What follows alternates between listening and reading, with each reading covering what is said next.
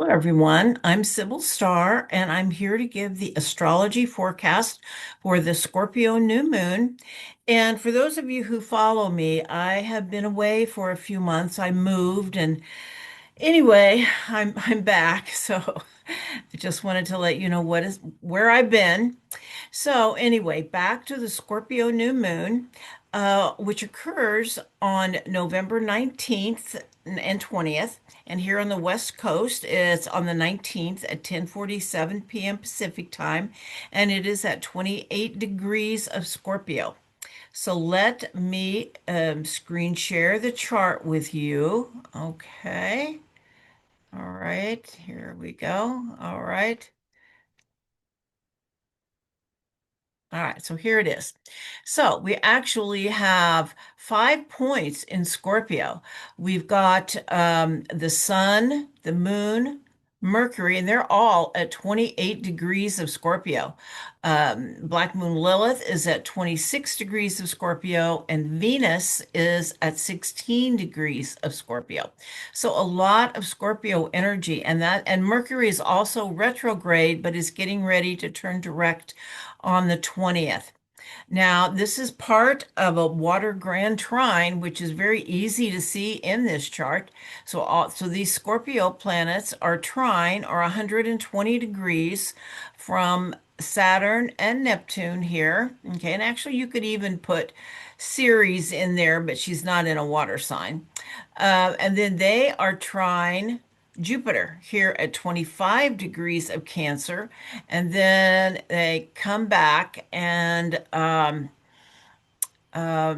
make a grand trine, and then it becomes a kite because it's also opposite Uranus here. Uranus in Taurus. It has moved back in Taurus for the last time. It's going to be there for about 6 months and then move back into Gemini where it will be for 7 years. All right. All right. And then we've also got the ruler of all this Scorpio here in Pluto in Aquarius, which is also trine that Uranus here in Taurus, and is also sextile Saturn and Neptune here in Pisces. Well, and especially Neptune, not so much Saturn, but it's sextile Neptune. All right. So now let's talk about what all of that means. All right. So like I said, we've got 4 planets and 1 asteroid in Scorpio. Mercury is retrograde but turns direct the next day.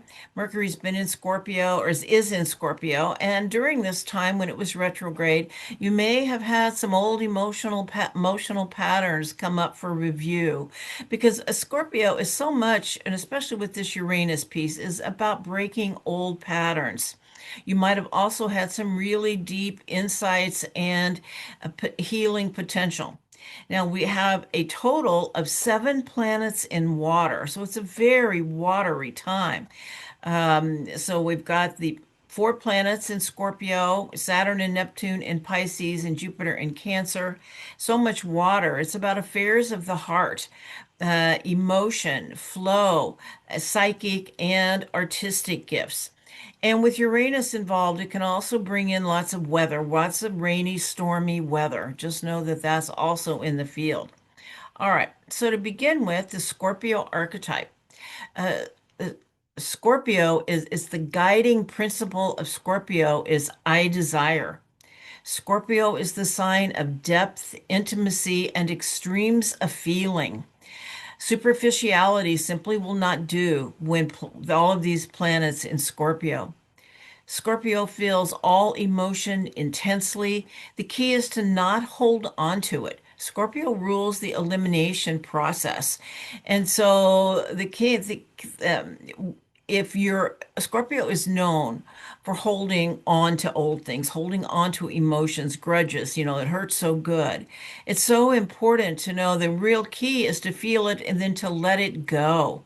To remember that an emotion lasts 90 seconds. And if any suffering lasts longer than that, is the story around it. Scorpio is dancing with the shadow this lifetime.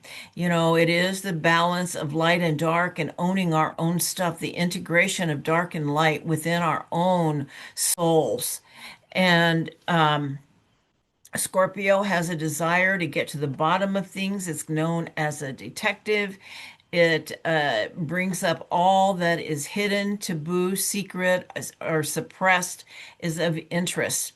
Scorpio is passionate, strong-willed, and intense, and it has a very strong sexuality. Okay. It can be immensely healing and transformative energy. Scorpio is said to come in like the scorpion, but ultimately rise like the phoenix from the ashes, completely transformed through forgiveness. Some of the shadow of Scorpio can be jealousy, vindictiveness, and manipulation are some of the more negative expressions of Scorpio. All right. This new moon arrives at the final degrees of Scorpio, a sign that understands transformation as both death and renewal. With the sun, moon, Mercury, and Venus all transiting Scorpio, we enter a crucible of sacred intensity. The old emotional stories, attachments, and identities that once defined us are dissolving, making room for a deeper embodiment of truth.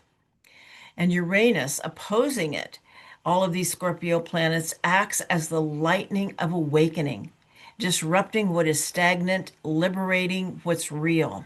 Scorpio is kind of, you can compare it to, sometimes it's like, the compost, out of death comes life, but it is letting go of what no longer serves us, shedding our skin.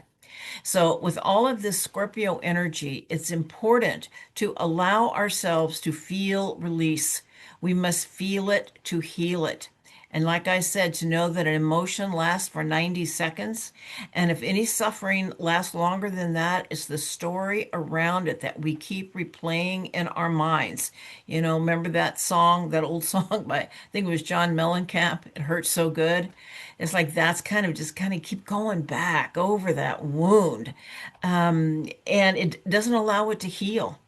Okay, so just know when the feeling comes up, let the story go and just feel the emotion. That is what wants to be released. Uranus is about breaking old emotional patterns so we can be free. And if we do not allow ourselves to feel the emotions, which emotion is energy in motion, they end up in the body. Dr. Zach Bush says emotions find themselves at home within the body when they have nowhere else to go. In order to survive, we often internalize emotions with logic rather than understand emotions through a sensory feeling experience. Yet the vibration of emotion will find somewhere to go. And this is generally the body, which then manifests as disease and other ailments. There are often psycho emotional components to illness. And that's where it manifests, is in the emotional body, old stagnant emotions we're holding on to. All right. And that is why letting go and allowing forgiveness and forgiveness for ourselves, forgiveness of others is really one of the most healing things we can do for ourselves. Now, as I said, there's a water Grand Trine, and we could call this a river of grace. This is a lot of emotion, and yet a Grand Trine brings gifts and it brings grace. And so with it, we have Jupiter in Cancer, Saturn and Neptune in Pisces, and the Scorpio stellium, which creates a sacred current of emotional healing and spiritual support. Water symbolizes flow, surrender, emotional intelligence, connection to all life. It's where our intuition is heightened. Saturn and Neptune together give form to dreams, intuition, and spiritual insight. Trust your intuition, your inner guidance. And in Pisces, it has to do with spiritual mastery and mastery of our emotions, especially with Saturn. Saturn in Pisces about mastery of our emotions. Jupiter in Cancer, brings emotional nourishment, belonging, and protection. Now, there is a kite that is formed, like I said, with the opposition to Uranus, and Uranus just breaks everything up. It's about breakthrough. And emotional energy becomes revelation. We have insights, awakening. And Uranus and Taurus is opposite the Scorpio cluster. And it brings breakthrough, insight, revelation, awakening. Staying present with the emotional waves allows them to become wings for our higher awareness.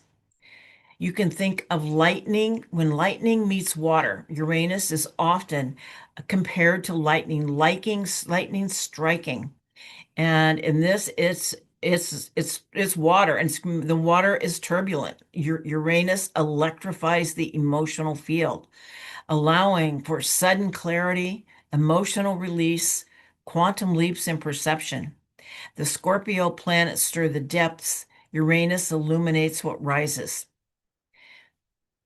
And this and some grounding practices are breath work and movement, but especially I would say grounding, allowing yourself, see yourself at this time as kind of being a lightning rod through the storm, and the enlightenment that comes, but the energy needs to come through the body and grounded in Mother Earth, or it could really we can blow a fuse. Okay, it's like a transformer.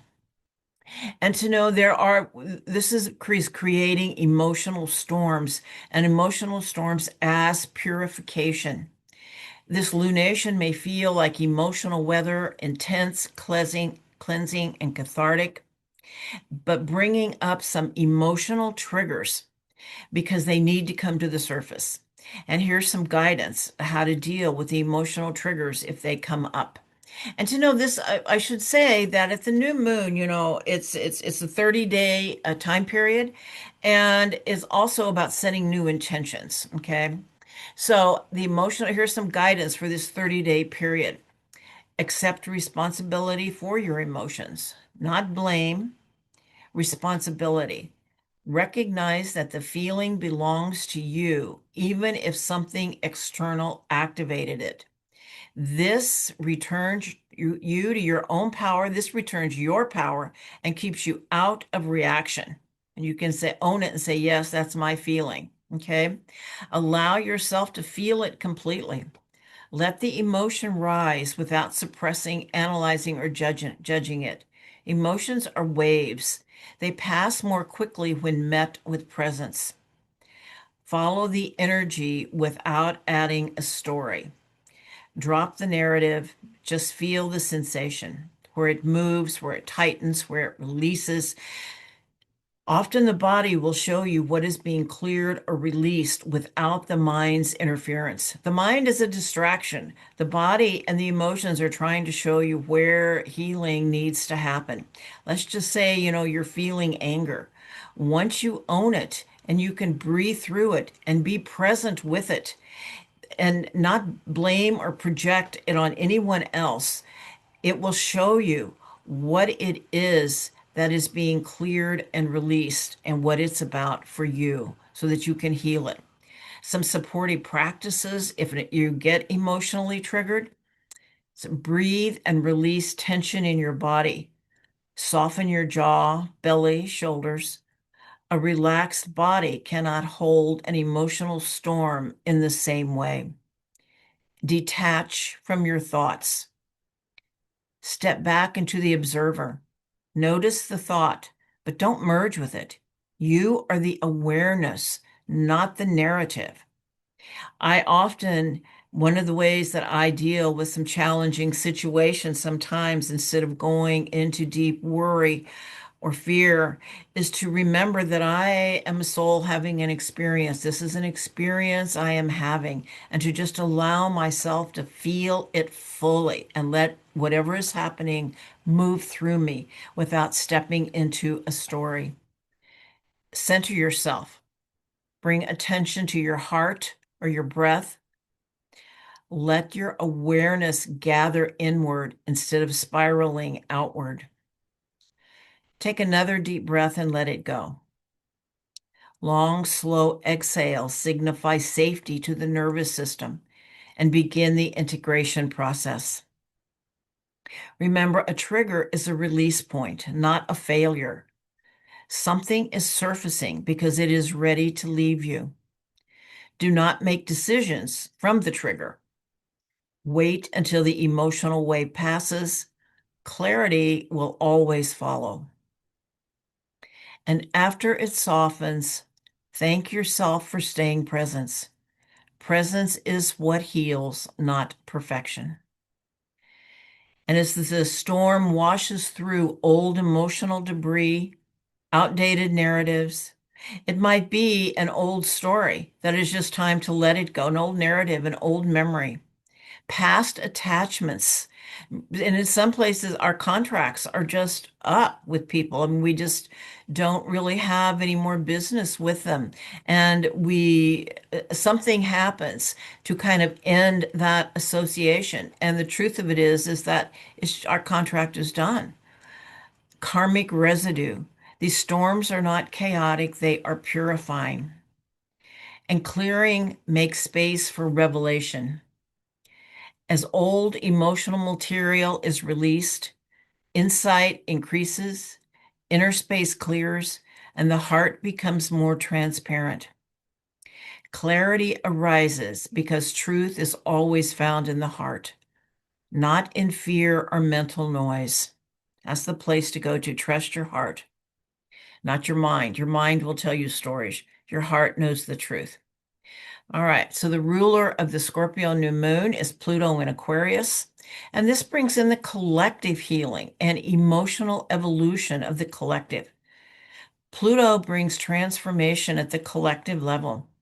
And so also some of the storm that you're feeling may be in the collective emotional body.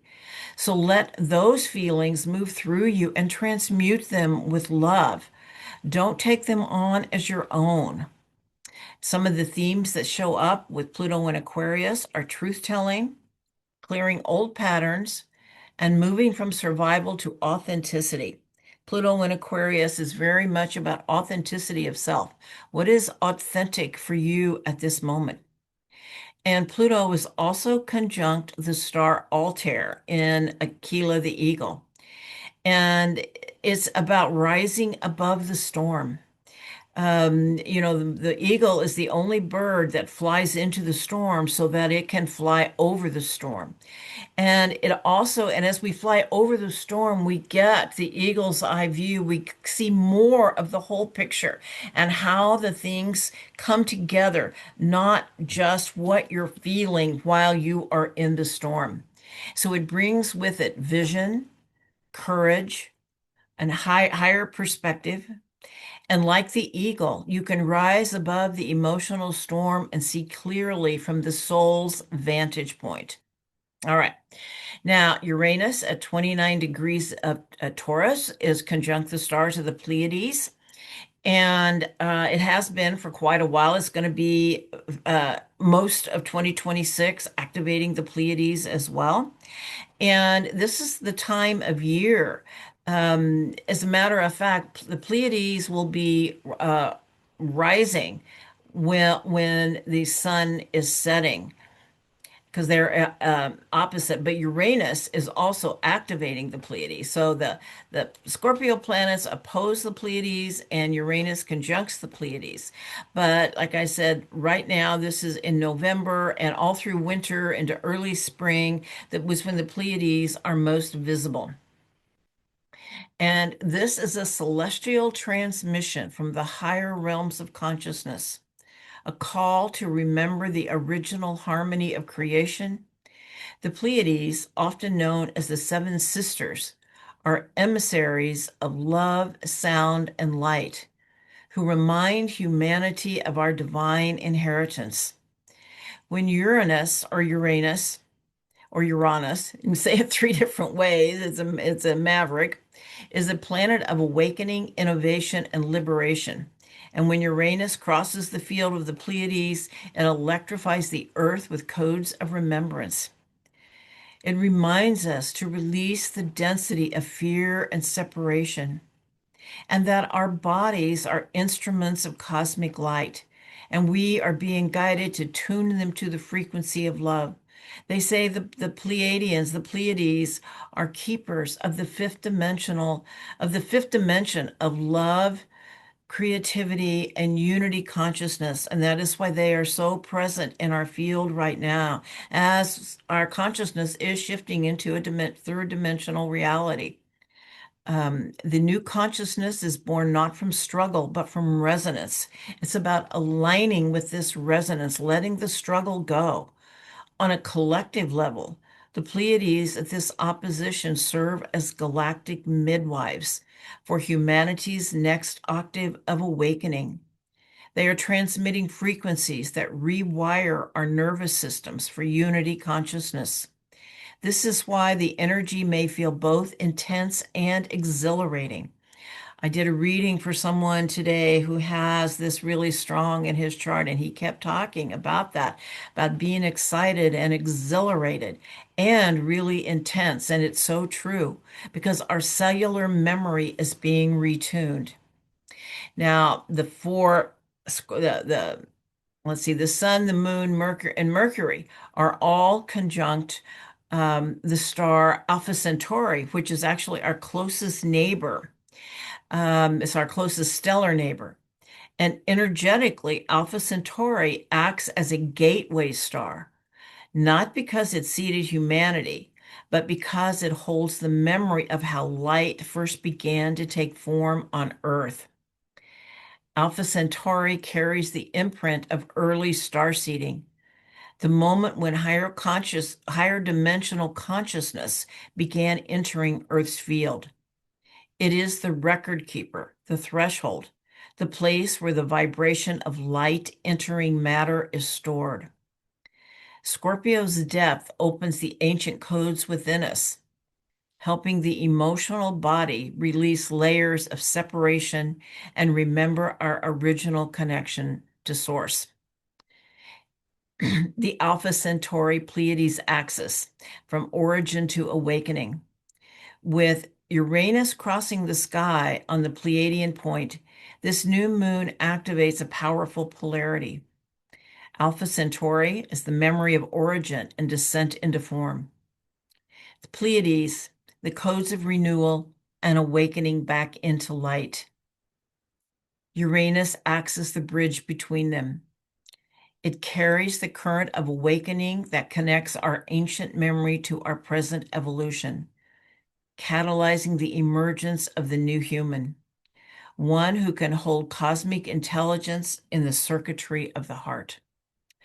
And like I said, also Uranus moving back into Taurus, where it will be for the last time for 84 years. It's in a sign for 7 years, travels the whole zodiac in approximately 84 years. So Uranus is going back into Taurus for around 6 more months. Then it will be in Gemini for like 7 years. All right. So as Uranus retrogrades back into Taurus, this awakening frequency grounds the physical body and into Earth herself. It is about the embodiment of the new human. The new human is rooted, intuitive, creative, and sovereign. And when we meet these higher currents with presence instead of fear, the nervous system becomes a receiver of higher consciousness. And Uranus is one of the rulers of the nervous system. And we act as transmitters of our star ancestry into the living field of Gaia. All right. Now, the Sabian symbol for this new moon is an Indian woman pleading to the chief for the lives of her children. The Sabian symbol for this new moon speaks to the fierce emotional courage rising now. With so many planets in Scorpio and the Grand Water Trine amplifying intuition, this lunation acts us to protect what is sacred, to honor what is vulnerable within us, and to stand for what must survive into the future. The emotional waters are not chaotic. They are purifying, awakening, and guiding us back to what truly matters. Now, I do want to speak to three-eye atlas because I feel like it is such a powerful presence in our solar system. Now, I don't know if any of you are familiar with someone named Magenta Pixie, but she is referring to three-eye atlas as Kalina. It's Ka hyphen capital Lina. I hadn't seen this before, but I like it, so I'm going to be referring in some places to three-eye atlas as Kalina. And she's calling it the cosmic catalyst of awakening. So Kalina, also known as three-eye atlas, is not just an object entering our field. It is a messenger. Many describe it as a plasma consciousness, a living frequency being moving through our solar system to amplify, accelerate, and clarify the awakening process. Its arrival is not random. It is timed. It is intentional. Kalina acts as a catalyst for memory activation. Its energy interacts with the human auric field, shaking loose dormant timelines, higher dimensional memories, and ancient agreements. When Kalina passes closest to Earth, which will be on December 19th, is conjunct the new moon. It's in alignment with the Sagittarius new moon and in alignment with the galactic center. I don't think that's any accident. Um, it increases the voltage of consciousness, thinning the veil and awakening what has been sleeping in the human spirit. Now, Three Eye Atlas, well, I think I first became aware of it in early October when it came into alignment with Mars. And that was during the time that a ceasefire was agreed upon between Israel and Palestine. I'm not sure that it's still going on, but whether or not, but I think it may be. I'm not sure. And then it had its perihelion with the sun and it turned blue and it's now blue. Okay, and it's going to be coming closest to Earth on December 19th, and then it's going to be making its way to Jupiter. It's also going to be in alignment with, there's a huge alignment of planets in early Capricorn and it's going to be in alignment with those on its way to Jupiter. Anyway, but its very name, Kalina, evokes light through the lens. This is why some refer to it as third eye atlas. It opens the inner sight, lifting illusions and clearing the fog from perception. With Kalina or third eye atlas in our field, we can more easily discern what is true and what is distortion, what is aligned and what is fear-based noise. This is a choice point activator. Kalina does not tell you what to choose. It amplifies your own inner knowing. When faced with a moment of decision, trust your body, your heart, your intuition. You will sense immediately which path resonates with truth and which pulls you back into old patterns. Kalina sharpens the guidance system so you can move with clarity and confidence when you are called to act. Some are saying that this Kalina or three eye atlas or third eye atlas is the blue star Kachina of the Hopi prophecy. I have spoken to someone who has had contact with some of the Hopi themselves, and they are not saying, or at least the ones she spoke to, but there are many who believe that it may be, because it has turned blue since it left the perihelion of the sun. The celestial visitor that heralds a time of great purification. The blue star Kachina is said to be a celestial visitor that heralds a time of great purification and the transition into a new world. As the blue star appears, the veil lifts, truth surfaces, and humanity undergoes a collective cleansing that prepares the way for the red star Kachina and the birth of the new earth. I mean, it sure feels to me like we are in the purification times and things are shifting and changing, and a new earth we can feel it coming. And like I said, it will make its closest visit to Earth on the Sagittarius new moon on December 19th and in alignment with the galactic center, as well as in alignment with the star Itamin of Draco, which is called the Eye of the Dragon. And so that's also very interesting.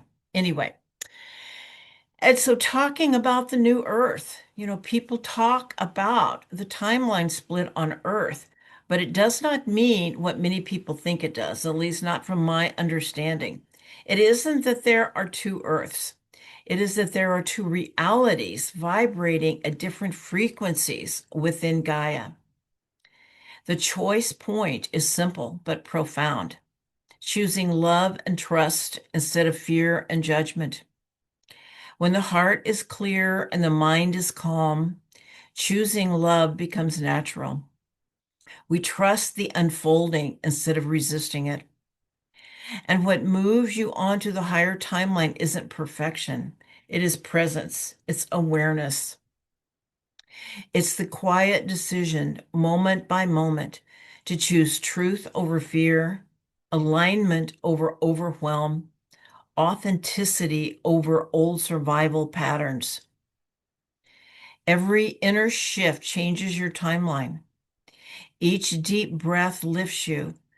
Each act of faith, clarity, or compassion reshapes the reality around you. You are not waiting for the new earth to appear. You are becoming the human who can inhabit it. As more of us rise into that state, the separation dissolves. The lower timelines fade, and we meet again in a world that feels unified, grounded, peaceful, and vibrantly alive. This is not the end of the world. This is the birth of the next one. All right. Well, I hope you found that helpful. And if you liked this video, please check like and subscribe. It really helps me. And wishing you all a wonderful month full of many blessings. Namaste. Aho.